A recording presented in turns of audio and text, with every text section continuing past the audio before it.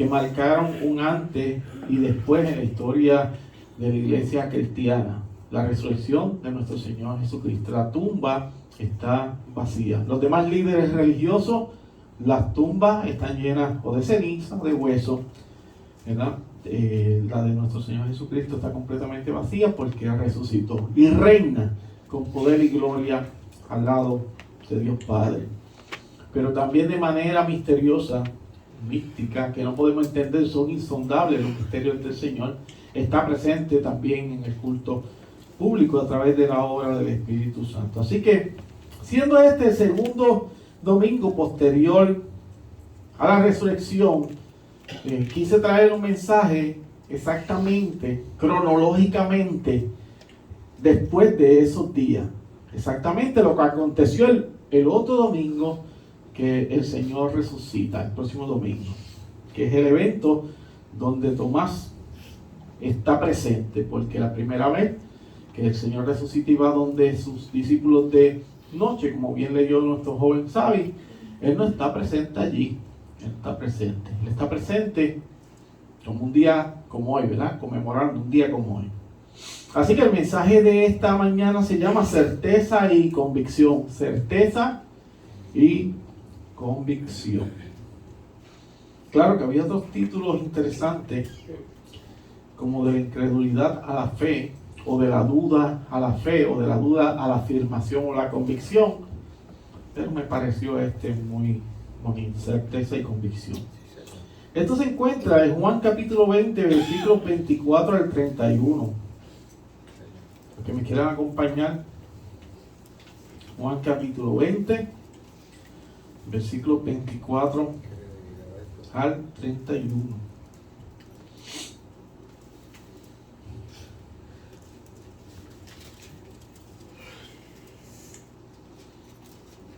Dice así la palabra de nuestro amoroso Señor. Pero Tomás, uno de los 12, llamado Dídimo, o sea, en la traducción es gemelo, ¿no? Aparentemente Tomás tenía un gemelo. No estaba con ellos cuando Jesús vino. Le dijeron pues los otros discípulos: al Señor le hemos visto. Él les dijo: si no viere en sus manos la señal de los clavos, y metiere mi dedo en el lugar de los clavos, y metiere mi mano en su costado, no creeré. 26. 8 días después estaban otra vez sus discípulos dentro, y con ellos Tomás. Llegó Jesús, estando las puertas cerradas, y se puso en medio y les dijo: pasa a vosotros. Luego dijo a Tomás: pon aquí tu dedo y mira mis manos, y acerca tu mano y métela en mi costado, y no seas incrédulo, sino creyente. Entonces Tomás respondió y le dijo: Señor mío y Dios mío. Jesús le dijo: porque me has visto, Tomás, creíste. Bienaventurados los que no vieron y creyeron. Hizo además Jesús muchas otras señales en presencia de sus discípulos, las cuales no están escritas en este libro, pero estas se han escrito para que creáis que Jesús es el Cristo, el Hijo de Dios, y para que creyendo tengáis vida en su nombre. Esta es palabra del Señor. Amén. Señor, gracias por la oportunidad una vez más de predicar tu santo evangelio, que para el mundo es locura, pero para nosotros es poder de Dios para derribar fortaleza. Yo te pido en esta hora, Señor, que tú ilumines nuestros pensamientos, nos capacites como a Lidia, que abra nuestro corazón entendimiento. Que cuando Pablo predicaba, muy probablemente al inicio ya no entendía, pero cuando tú, a través de la obra del Espíritu de Dios, abriste su corazón, ella se fascinó, Señor, de alegría, de gozo, por la palabra de vida eterna. Yo te pido que en esta hora seamos edificados, consolados, Señor, afirmados en la fe con certeza y convicción, al igual que Tomás, Señor, porque somos como Tomás, muchos de nosotros. Ayúdanos, que este texto se haga vida y no seamos solamente oidores olvidadizos, sino que lo llevemos a la práctica, Señor, porque lo necesitamos para la gloria de tu santo nombre, en el nombre de Jesús. Amén. Amén. Y amén. Certeza y convicción. Estaba pensando en estas notas ahora, vino algo en mi mente, lo voy a utilizar. Cuando creemos en las palabras de otra persona, estamos ejerciendo certeza y convicción, sin darnos cuenta. A veces creemos en otra persona y creemos firmemente y convencidos de que esa persona nos está diciendo la verdad y que va a hacer lo que nos está diciendo. Claro está, a veces la persona tiene cierta reputación o testimonio que sustenta que podamos creer en esa persona, pero no necesariamente siempre suele ser así, sino que le vemos. ¿Sabe que hay personas que se presentan como muy sinceras y muy puestas, muy derechas, ¿verdad? Muy éticas, no lo que conocemos, pero cuando se presentan, les vemos así. Es la primera impresión. Pero no por esa primera impresión quiere decir que la persona sí es como nosotros estamos pensando que es, ¿no? De una buena reputación. Pero lo hacemos, sí lo hacemos porque yo lo he hecho. Creamos una certeza y una convicción de lo que esa persona nos está diciendo. Esa persona tal vez no cumpla con lo que ha asegurado que va a hacer o nos ha dicho que hará. Muchas veces no lo hace, pero cuando ejercemos certeza y convicción en Dios, es seguro y firme y jamás cambia. Siempre Dios va a cumplir la palabra que está escrita, siempre, porque es su palabra, es su promesa. Dice 2 de Timoteo, capítulo 2, versículo 13, si fuéramos infieles, Él permanece fiel. Él no puede negarse a sí mismo. Y en medio de esa introducción, yo recuerdo hace muchos años, yo tenía prácticamente, 22, 23 años, iniciando realmente en mi trabajo. Ya estaba trabajando en Aguadilla, me parece, o estaba a punto de ser trasladado a Aguadilla, desde Bayamón. Y recuerdo que yo ejercí con certeza y convicción, o convicción y certeza, en una persona que yo le compré un auto. El auto tenía una libreta porque el auto debía dinero al banco. Todavía el banco no se había saldado, pero yo lo compré para yo asumir mi responsabilidad y seguir haciendo los pagos. A la persona que yo le compro ese auto, me dice que el auto tiene los pagos al día.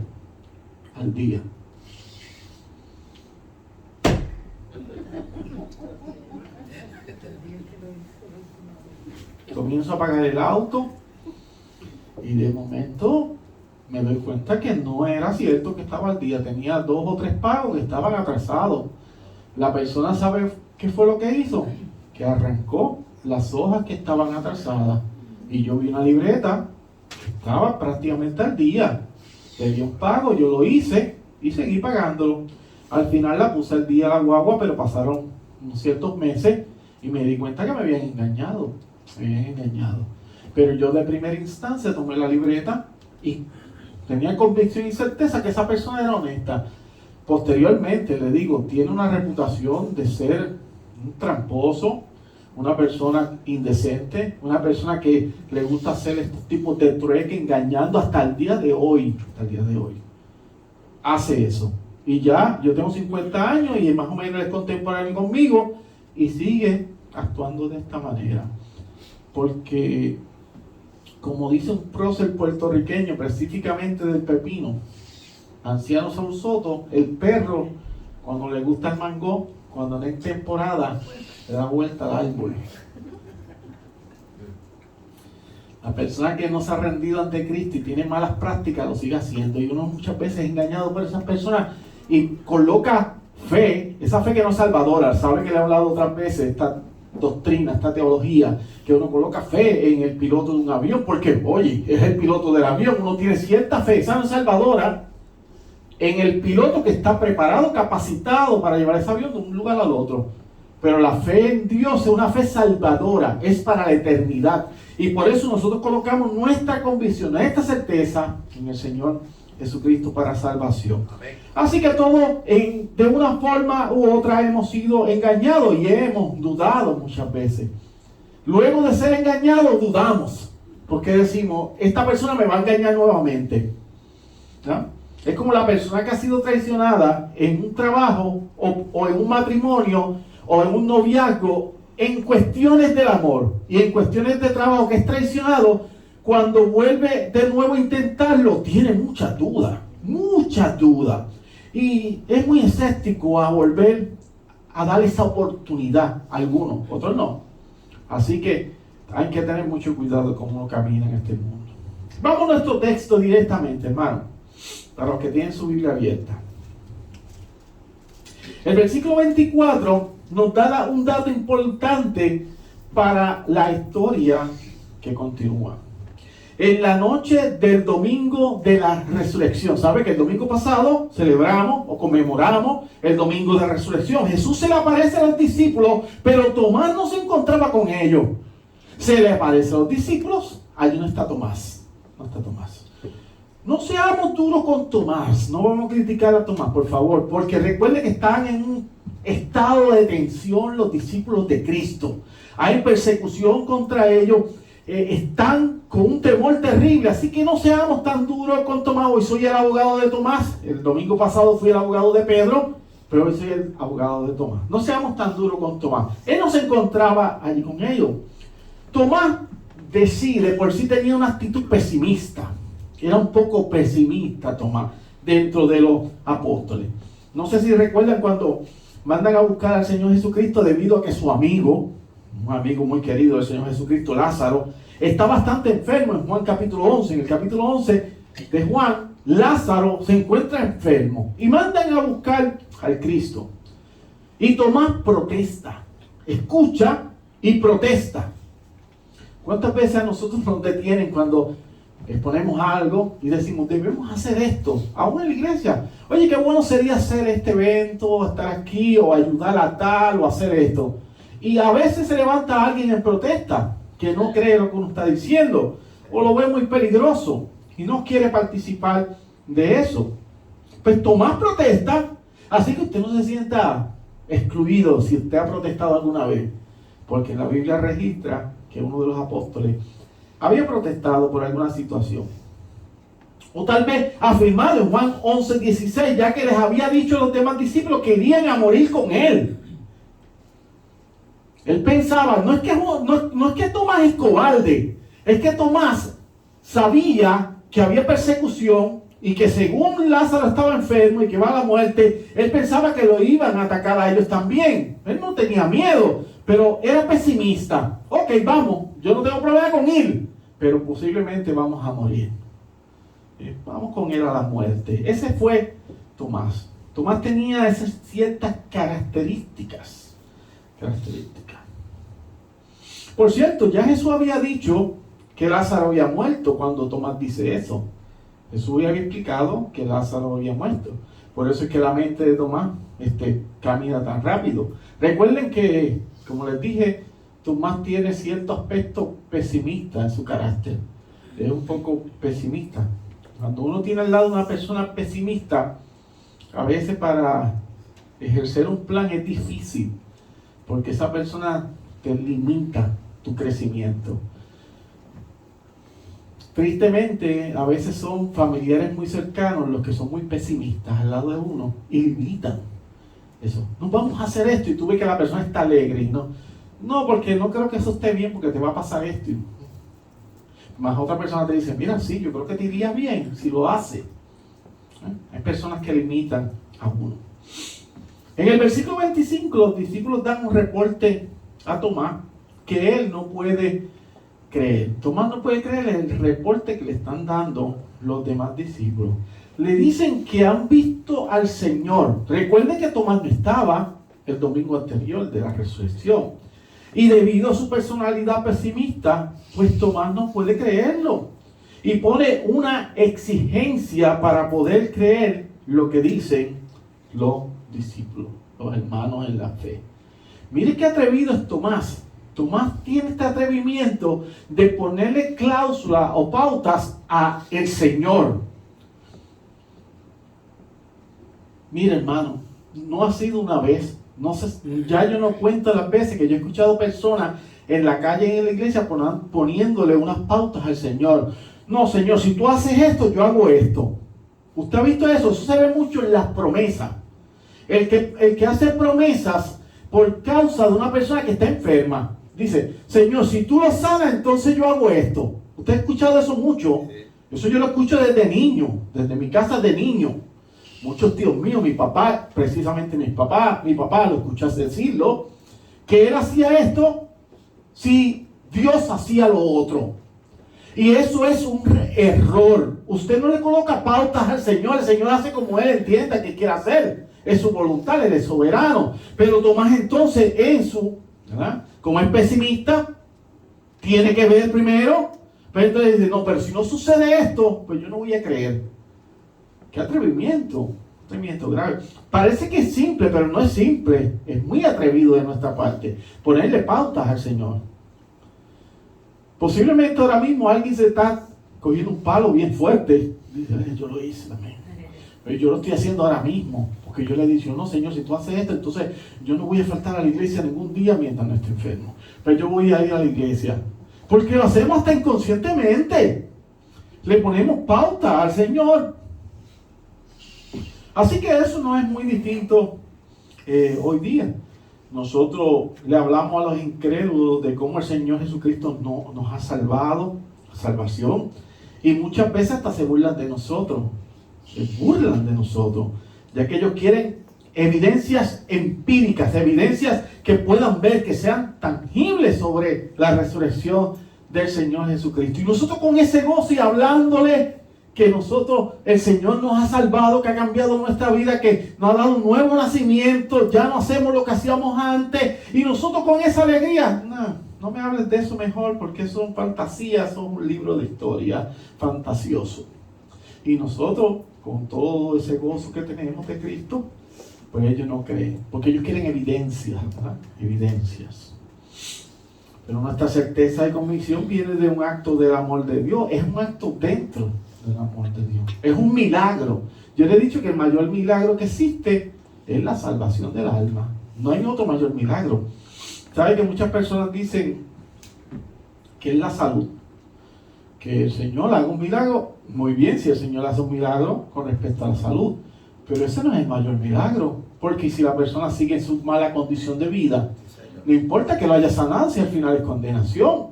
Lo importante es que esa persona, aunque esté en sus últimos suspiros, se haya arrepentido en fe y diga, Jesucristo es mi Señor, que ha confesado a Cristo es su Señor. Eso sí es el verdadero milagro. Pero uno piensa en el amor, ¿verdad?, que uno tiene por las personas que aún no creen en Cristo y son familiares de uno y amistades. Uno quiere que sean sanos, claro que sí, pero el creyente debe pensar en la salvación primero. Ese es el mayor milagro. No que sea sano. Vuelvo y repito, si Dios le sana, amén. Le sana, amén. Claro que sí. Pero es el milagro de la salvación. Es ese cambio de corazón que dice Ezequiel capítulo 11, versículo 19 al 20. Que él iba a cambiar el corazón de piedra y iba a colocar un corazón de carne. De un cambio de percibir nuestra vida a la luz de la eternidad. Y todo esto se va a revelar a través de la santa palabra en la obra regeneradora del Espíritu de Dios. Es a través de la palabra que nosotros podemos entender esto. Porque si no es a través de la palabra, pues nosotros no vamos a entender en qué creemos. ¿En qué creemos? Lo que le dije en la escuela dominical, la famosa muletilla de aprendizaje tradicional y cultural que dice Dios te bendiga. Nuestros padres, bendición, Dios te bendiga. Pero a veces los padres no saben ni que Dios te están diciendo que Dios te bendiga porque no conocen nada. Es algo que le enseñaron de tradiciones. Tradición tras tradición. Y pasaron los años. Y uno aprende, bendición, Dios te bendiga. Pero que Dios no sabe. Entonces, por eso es que Dios se revela a través de sus sagradas escrituras. Por la palabra. Lo que Tomás exigía para creer era ver en las manos de Cristo la señal de los clavos y meter su dedo en el lugar que estuvieron aquellos clavos. Y también meter la mano en el costado del maestro. Qué atrevido Tomás, donde con una lanza un soldado romano lo había traspasado según Juan 19:34. Eso es lo que estaba pidiendo Tomás. Tocar y meter su dedo donde estaban los clavos y también en el costado del Señor Jesucristo. Eso solamente. Así que usted no se sienta muy mal porque si está dudando en algún momento, porque Tomás necesitaba una evidencia fuerte para poder creer y ser convencido, en convicción. Estaba pidiendo algo sumamente increíble, Tomás. Lo que él no sabía que la historia iba a marcarlo para siempre.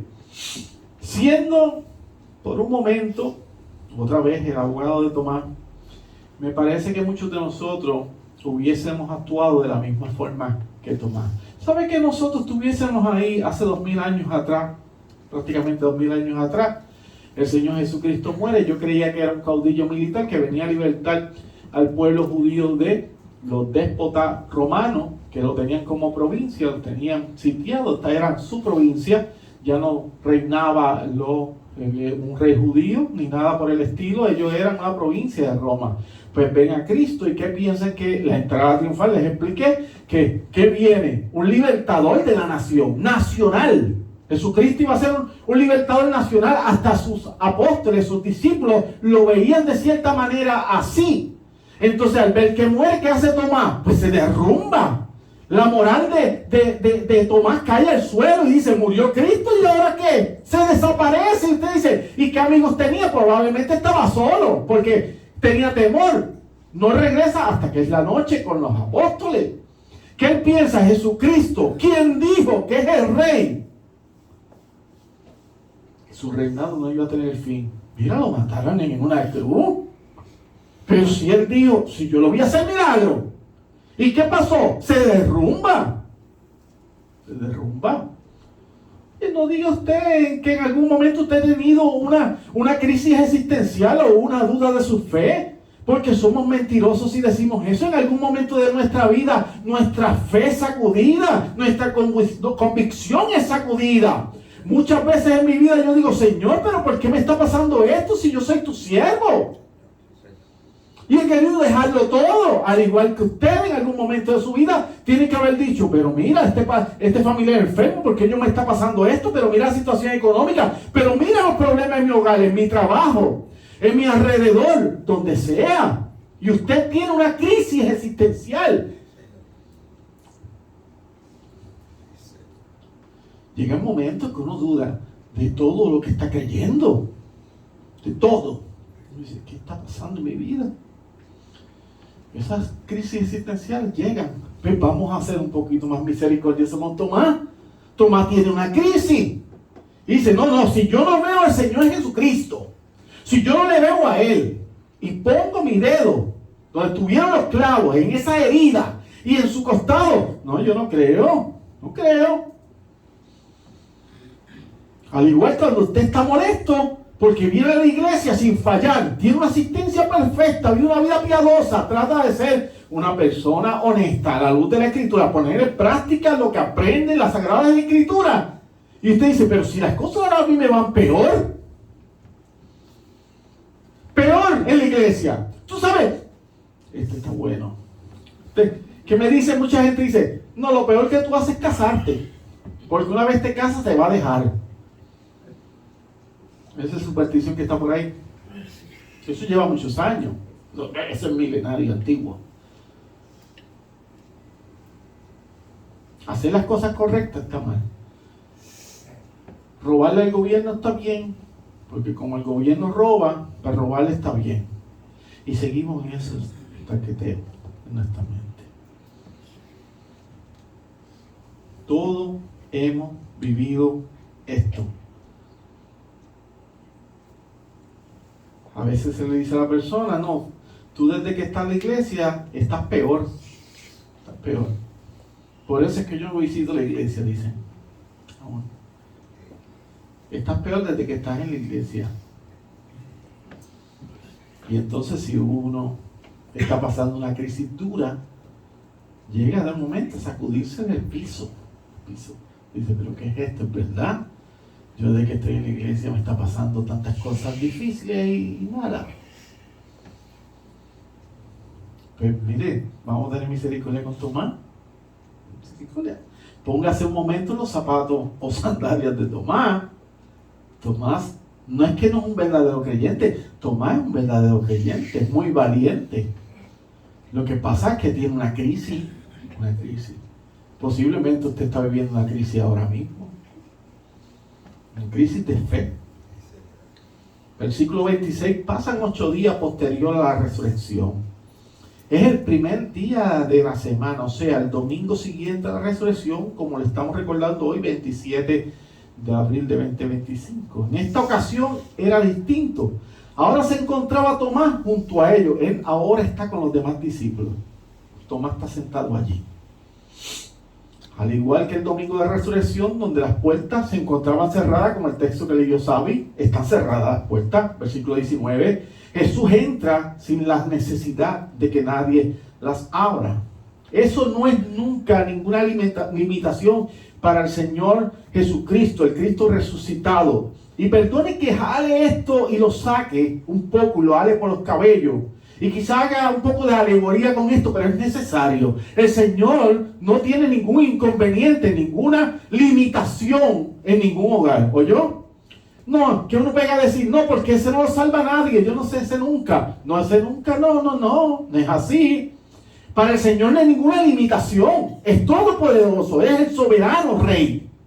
Y a veces, miren, yo a veces veo personas adictos en la calle, gente sin techo en la calle. Y yo hablo con mi esposa y le digo, ¿tú te imaginas que yo le doy una moneda a esa persona? Oye, yo no le doy para droga. Sí, pero si le das dinero y le dices, Dios te bendiga, el Señor te ama.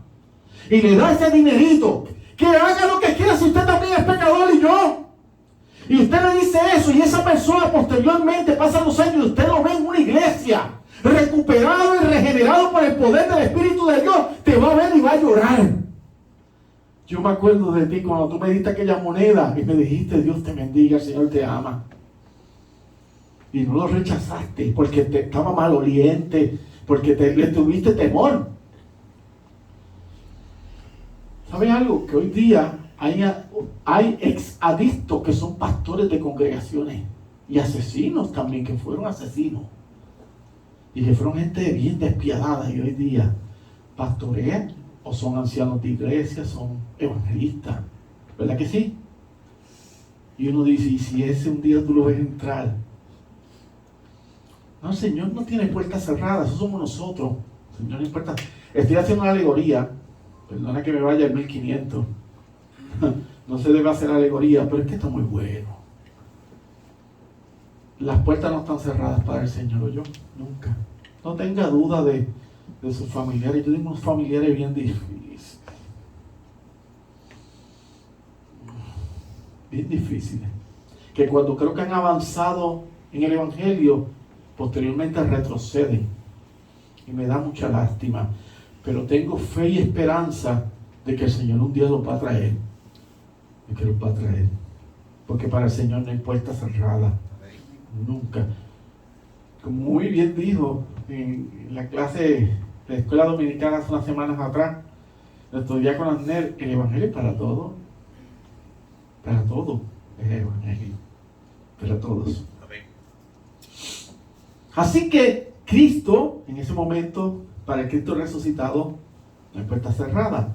Contrario a la roca removida de la tumba del Señor. Esa piedra removida del sepulcro estaba removida para que las personas entraran y vieran, no para que el Señor pudiera salir, porque el Señor no tiene ningún tipo de limitación. ¿Cómo para que el Señor pueda salir? No, era para que cuando llegaran, ¿verdad?, las mujeres, los discípulos de Cristo, más los discípulos de Cristo, entraran y vieran que estaba vacía. No fue todo lo contrario. Hay gente que piensa, no, la roca fue movida para que el Señor saliera. No, la roca es de Él. Esto es de Él. El planeta es el estrado de sus pies. El estrado de sus pies. No fue eso. Fue para que las personas entraran. No había ningún obstáculo para Él. Versículo 27. Vemos a un Jesús firme, que escuche esto, para los padres. Y los que están en preeminencia, los que son jefes de alguna área. Escuche, usted puede ser firme y amoroso, pero si es firme y es maligno, pues tiene un problema. Usted puede ser firme y amoroso a la vez. La firmeza no quita el amor. Jesús es firme, pero amoroso. El que disciplina, pero ama incondicionalmente. Él ama y disciplina. No me diga que alguien está, un hijo, está a punto de caer por un risco y usted lo va a dejar y no lo va a detener. Lo hará de tal nerviosismo que le aprieta el brazo que lo marca. Pero ¿para dónde tú vas, muchacho? Le dice. Porque va hacia un risco, se va a hacer daño. En los nervios usted lo aprieta fuerte. Señor es amoroso, pero disciplina.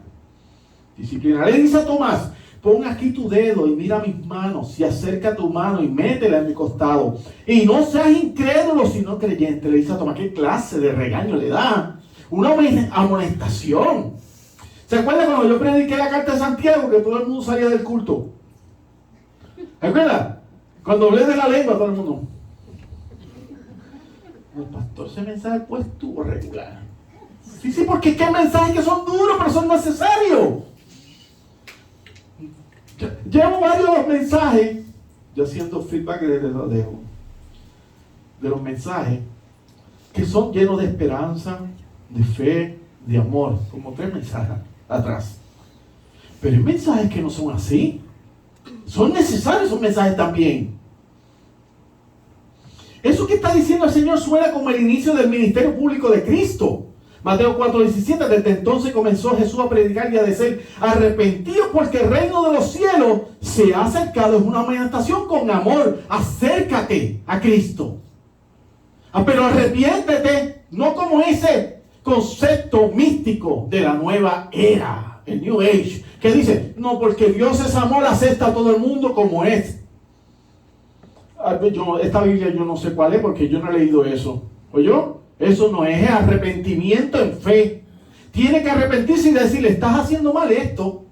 Pues si no te arrepientes, está. Mire, hermano, cuántas campañas se hacen, como hablábamos ahorita, y cuánta gente dice, no acepto al Señor Jesucristo, escribe mi libro, mi nombre en el libro de la vida y tal. Y nunca más regresan a la iglesia, porque no es eso.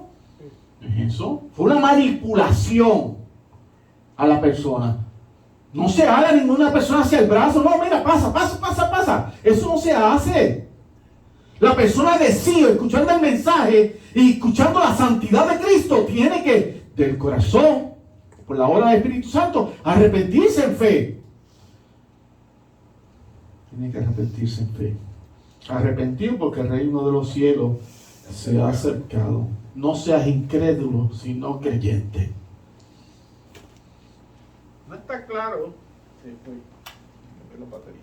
Permiso.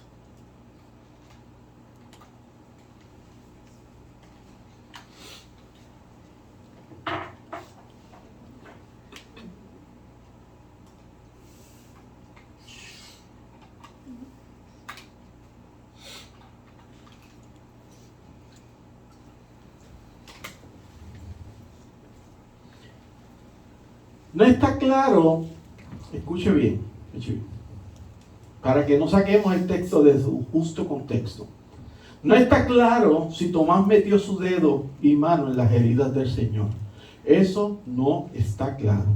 Aunque existe una gran probabilidad de que fuese así. Existe una gran probabilidad.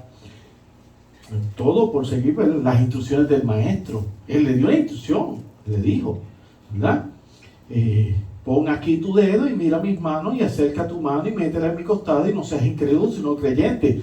Pero, solamente con ver al Cristo resucitado, llegar con una puerta cerrada a donde está Tomás y los demás discípulos, yo entiendo que con lo que dice posteriormente, Tomás no necesitaba nada más. No tenía que hacer ese gesto. Si lo hizo o no, no lo registra la palabra. No lo va a encontrar. No lo registra la palabra. Usted ahí piense como usted entienda mejor. Si me pregunta a mí, yo digo que no lo hizo. Porque la impresión del Cristo fue muy grande. Muy grande. Una vez que ocurre toda esa escena, Tomás se rinde en adoración. ¿Ve? ¿Lo escucha? Versículo 28. Señor mío y Dios mío, dice Tomás. ¿Usted cree que estaba haciendo gestos para tocar su herida? Dice, Señor mío, exclama, y Dios mío.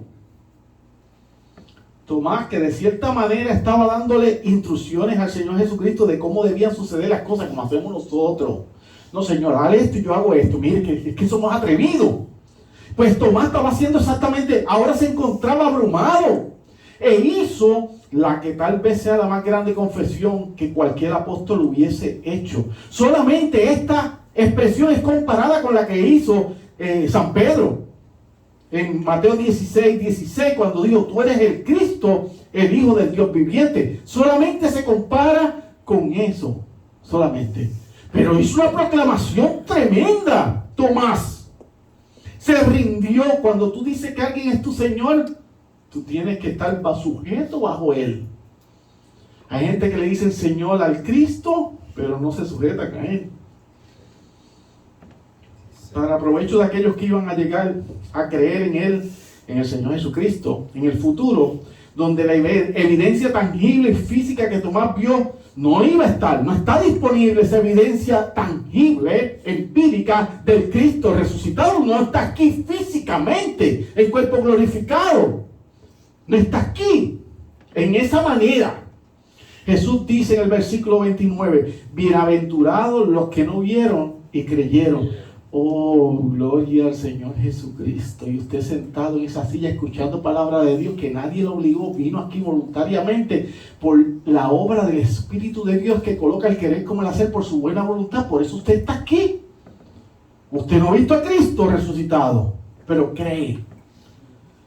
Bienaventurados los que no vieron y creyeron. Para nosotros, la fe que procede del ver es buena. Claro, la que Tomás y los santos apóstoles tenían esa evidencia, pero la fe que procede del oír es todavía más excelente, como nos enseña el apóstol Pablo en 2 Corintios 5:7, porque por fe andamos, no por vista. Hasta el día que usted parta de este planeta, nosotros vamos a tener esperanza y fe que nuestros familiares llegarán a Cristo, que Cristo cumplirá sus promesas en nosotros, que todo nos va a ir bien y que Él estará con nosotros hasta el fin del mundo como lo prometió. La esperanza no se pierde. Amén. Sí, Señor. Yo tengo esperanza en familiares, en personas, en gente que Cristo los va a traer.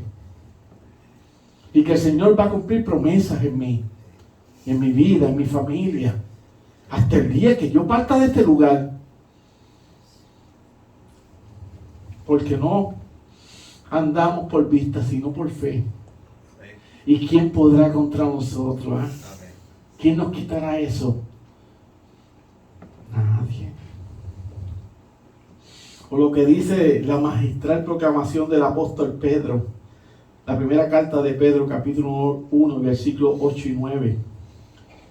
Escuchen qué hermoso, Pedro aquí. A quien amáis sin haberle visto, en quien creyendo, aunque ahora no le veáis, os alegráis con gozo inefable y glorioso, obteniendo el fin de vuestra fe, que es la salvación de vuestras almas. No le vemos y le amamos, no le vemos y le creemos, no le vemos y estamos afirmados en la fe. ¿Y quién nos quita eso? Nadie.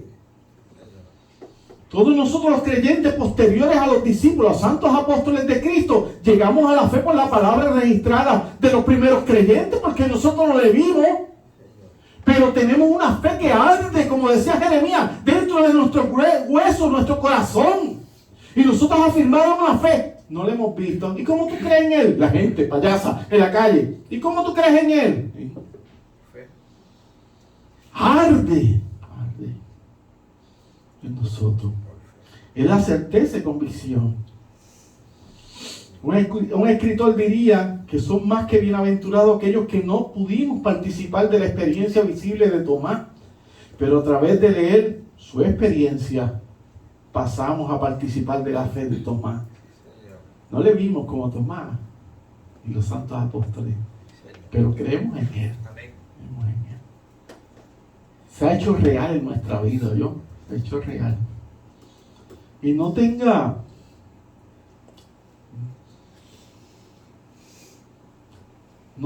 duda de que el Señor está haciendo muchas cosas maravillosas en nuestra vida. No tenga duda de eso. Aunque usted no lo esté viendo ahora mismo. Yo no siento nada, yo no escucho nada. Esto no se trata de emociones. Se trata de certeza. El Señor se está ocupando de nuestros asuntos. Estos asuntos. Hay gente que dice, no, pero esa promesa, estaba escuchando hace poco, esa promesa del quinto mandamiento: honra a tu padre y a tu madre, y los días serán alargados en la faz de la tierra. Pero yo conozco gente que cuidaron a sus padres y murieron muy jóvenes, pero es que tú sabes el tiempo de que iba a vivir o no. Eso no lo sabe Dios. ¿Qué sabemos nosotros? ¿Qué sabemos nosotros si esa persona iba a morir de niño y duró 30 años? ¿Qué sabemos nosotros si esa persona iba a durar 20, pero ya está a punto de cumplir 80? Por la promesa. Porque es una promesa, o eres mentiroso. No es que usted no sabe eso. Nosotros no podemos saber eso. En el decreto de Dios establecido. Murió joven y eso que respetó a sus padres. Mira, miente el mandamiento. No. Ahora sí yo soy el abogado aquí. No. Es que nosotros no sabemos las fechas de nadie. Solamente la mente de Dios. Así que no pasemos juicio rápidamente porque no sabemos. Concluyo con esto, hermano. Dicen el versículo 30 y 31. Hizo además Jesús muchas otras señales en presencia de sus discípulos, las cuales no están escritas en este libro. Pero estas se han escrito para que creáis que Jesús es el Cristo, el Hijo de Dios. Y para que creyendo tengáis vida en su nombre. Hermano, nosotros creemos por la palabra. No hay otra forma. La palabra es locura, como dije en la oración que hice al inicio, pero es poder de Dios para derrumbar fortaleza. Es a través del estudio de la palabra, es a través de meditar y contemplar las sagradas escrituras. Las promesas, los mandatos están aquí. Es a través de las sagradas escrituras. Él utiliza la palabra para que a través de la obra del Espíritu de Dios traernos a la verdad, quitar escamas de nuestros ojos, regenerar nuestro corazón a vida eterna. Es a través de las sagradas escrituras. Si es otra forma, no es posible, porque ¿qué Dios? ¿Qué Dios? O usted no lee instrucciones, o el doctor no estudia, o el piloto no estudia. Tenemos que entender que Dios se revela a través de sus sagradas escrituras en predicación. Y contemplamos los diferentes medios de gracia. Hebreos 11:1 dice: pues la fe, la certeza de lo que se espera, la convicción de lo que no se ve. Y una vez, ¿usted piensa que Tomás fue atrás luego de eso? Nunca más.